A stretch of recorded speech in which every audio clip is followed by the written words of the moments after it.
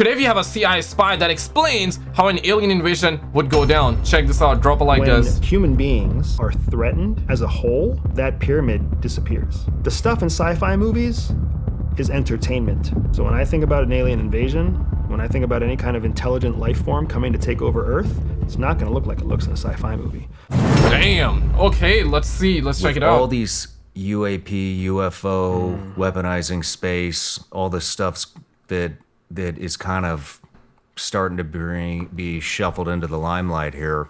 It makes me wonder, you know, what is out there that we don't know, and yeah, if there is something out there and it does happen to be a threat to our world. And here's the thing, right? What happens when we make first contact? Some people all believe that first contact has happened years ago. The government knows everything. I'm not talking about that. When I say first contact, what I truly mean here is that first contact that is in the public, right? Like, we know 100% disclosure has happened, first contact happened. What happens then? Are we gonna be able to communicate with them? Because if you really think about it, we cannot even communicate with dogs, right? Dogs, man's best friend, right? Yeah, they understand, we can talk to them, but do they talk back? Yeah, I mean, they give us like those.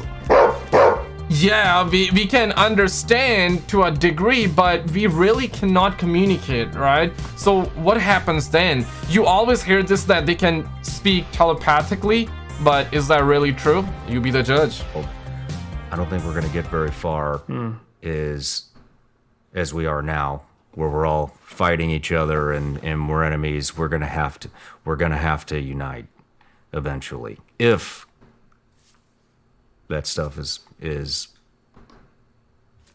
what some people think it might be. No, and I completely agree. And what's important to understand there is that the whole, remember we were talking about that pyramid of society. There's individualism, tribalism, and then the state. When human beings are threatened as a whole, that pyramid disappears, right? Because now we don't care that you're China and we're America. Yeah, Russia as well, right? But this kind of brings me back to the time, I don't remember that name, but he was a president. He actually talked about it years and years ago, that if we were being threatened by an outer space aliens, right, we will put all of our differences aside. So it reminds me of that actually, and that makes a whole lot of sense. When if there's some kind of invasion, extraterrestrial invasion of Earth, the whole concept of state disappears, because now everybody is trying to just survive. I don't believe that an invasion of Earth would ever look like that. If there's intelligent life out there, I mean, you and I are intelligent life. If you had to plan the invasion of another planet, just you by yourself, you would not try to go into that planet, guns blazing, taking over everything. You would find somebody on the planet to partner with. You would promise them advantages. You would promise them special treatment. You would promise them some sort of edge over their opponents. And you would surreptitiously invade and take over the planet. If there's life out there and they're intelligent, we always seem to assume they're more intelligent than us.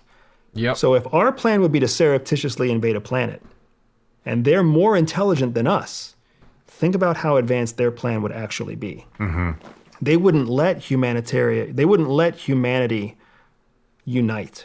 They would have a plan to make sure that humanity stays heavily divided, maybe even wipes itself out and leaves behind a planet that they can take over. Damn. Right? Like that's the stuff that really scares me. We don't even need an alien invasion, let's be real. We are destroying our own planet by ourselves, guys. The stuff in sci-fi movies is entertainment. It's there to make us feel strong feelings and forget about life for an hour and a half. That's what sci-fi is there to do.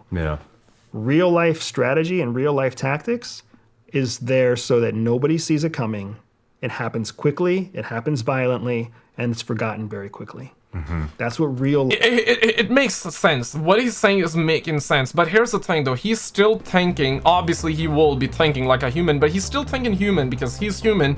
So whenever we talk about like invasion, we're constantly thinking about violence. That's our first thing. And I get it, that's how it works, that's how it always worked in human conflicts and world wars and stuff like that. But what if their strategy is different, right? We're always thinking violence, but yeah, life looks like. He's making sense though. I'm not saying I disagree with him, but you know what I mean, right? We're always thinking about violence. What if they think some differently? So when I think about an alien invasion, when I think about any kind of intelligent life form coming to take over Earth, it's not going to look like it looks in a sci-fi movie.